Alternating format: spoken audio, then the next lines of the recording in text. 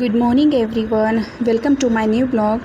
So आज आहे Saturday, सुट्टीचा दिवस माझ्यासाठी आणि मोस्टली सॉफ्टवेअर इंजिनियर लोकांसाठी. सो इथे माझं खूप निवांत असं सगळंच सुरू आहे. सो इथे मी चिया सीड्स घेतली आहे, त्यामध्ये मी लिंबू टाकलेला आहे कारण मला करायचं आहे वेट लॉस. एक्सरसाइज तर माझ्याच्याने सध्या होत नाही आहे कारण माझं झालेलं आहे सिझेरियन. सो मी अवॉइडच करते. त्यानंतर आम्ही मागवला होता बाहेरूनच ब्रेकफास्ट करून घेतल्यानंतर मला करायचं होतं इवासाठी बनाना मिल्कशेक. सो तिच्यासाठी बनाना मिल्कशेक केला, तिला पिऊ घातला. नंतर मी बाकीची कामं आवरली. सगळं क्लिनिंग करून झाल्यानंतर इथे मला बनवायची होती खिचडी, दुपारच्या जेवणाची खिचडी बनवायची होती मला. सो त्यासाठी सगळं मटेरियल मी रेडी करत होते.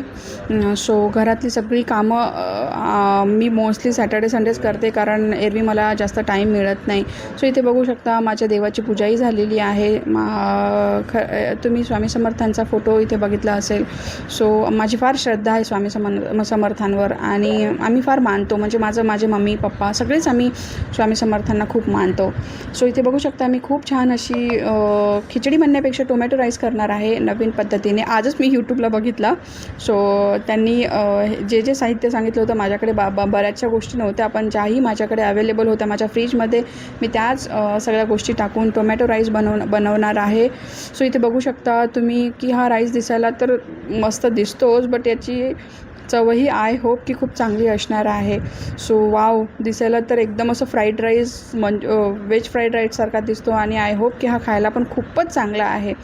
सो एकदम सुटा आणि मऊ असा फ्राईड राईस झालेला आहे माझा. चला तर मी माझं जेवण एन्जॉय करते. भेटूया नेक्स्ट ब्लॉगमध्ये.